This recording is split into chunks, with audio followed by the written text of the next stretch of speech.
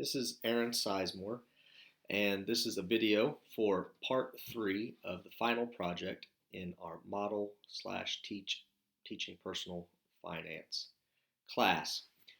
The question is, how do you plan on teaching or presenting some of the things that you've learned in this class in your ministry context? So the first thing I would like to tell you about is my context. The context that I am in is I am a new pastor. I was just voted in February of this year. We've been at this local church, which is Cornerstone in Ocala, Florida, for roughly 2.5 years, and it's been incredible. And the time here has been awesome, and it's been amazing.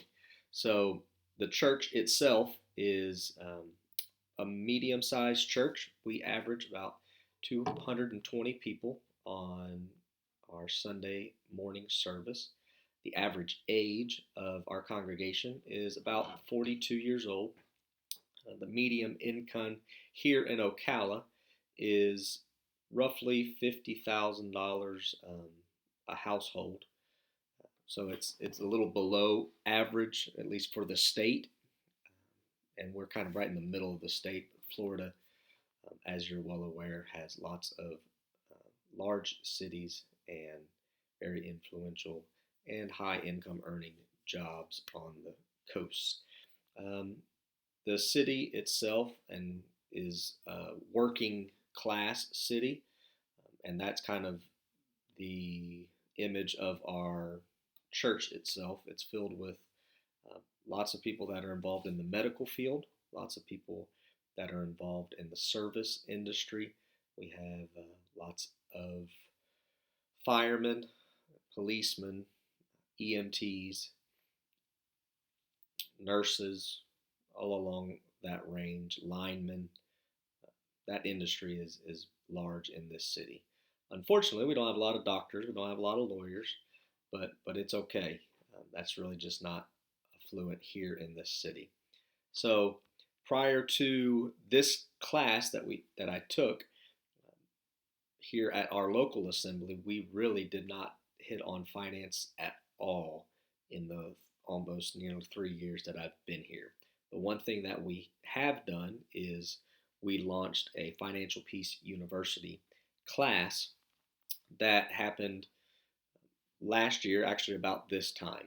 And when we launched it, we had a great turnout. We had, I think, close to 60 people signed up for our Financial Peace University.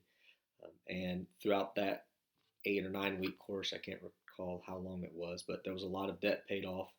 Um, we truly didn't see a lot of increase in giving, but there was definitely progress made in our congregation and in their own personal finances. So one thing that did do was it showed that there was a need for that to be taught, because there were several older couples and younger couples that were involved in signing up with that class. So around here at our church, we are like almost every other church, and we do not preach about money a lot. I will say that our church is maybe a little bit more conservative than other churches, and to be a member of our church, you are to pay tithes and offerings. But truthfully, the members of this church have voted on very few things um, in the past 20 years, just because of the way our government and system is set up here at this church. So we don't preach a lot about money, but we do take time during every offering that is taken up on every service to read a scripture or to make a point that talks about the importance of giving and how it needs to come from your heart. So on average here at our church, I would say there's maybe one message a year that's focused on money. And usually that happens around the new year when we're talking about new priorities, new things that you can do to improve yourself. Again, first fruits. This is the first of the year. So the thing that has really challenged me personally and concerning our church is when Randy Alcorn in his book mentioned that there are over 2,350 verses that talk about money or belongings, um, and comparing that with faith and prayer combined, how it is nearly twice as much. That was impacting to me. That's one thing that I left there going, wow, this is a serious issue. Um, so I will tell you that I do plan on preaching more about money, but I promise you I'm still going to probably preach more about faith and grace and more about prayer than we are about money. But we'll move in that direction. So here are the uh, things that I plan on um, using from this class and how I plan on teaching it in my context. Instead of teaching simply one time a year, I am going to challenge myself and our leadership team to at least teach twice a year on Sunday mornings about stewardship, about first fruits, about giving, and about finances. And I know that that may not seem like a lot, but it's at least twice as much as we're doing now. So we're moving in the right direction, I think. So that's the first thing we're going to do is just at least one more message Sunday morning that is dedicated to um, finances, tithing, offerings, stewardship. Second thing that we plan on doing is I would like to dedicate a series specifically on finances every year in our church. So the way that our church is set up is we do a Sunday morning service, we have a Sunday evening service, and we have a Wednesday night Bible study. Our Wednesday night Bible studies are always series based, and they could range from any kind of series talking about any kind of thing that's in the Bible. So I would like to dedicate at least one series every year towards finances. The series would roughly be between 3 and 4 weeks. I noticed that in our class, I can't recall what student it was that was in our class, but he mentioned that his pastor taught a series every year, and the people just kind of grew accustomed to it. They knew that it was coming. It wasn't something that was, shocking to them because he had just done it every year. And I would like for us to get in that vein of just doing something consistently. We're going to talk about this because it is a big deal and it is important to God. Um, the material that I would use would probably, I'm not sure because I haven't gone down the road yet, but I think I would either A, use the same material every year, or B, change it up just to, keep it fresh. I've heard that the Blessed Life series by Robert Morris has been incredibly beneficial to a lot of my colleagues, so I could see us using that in some way.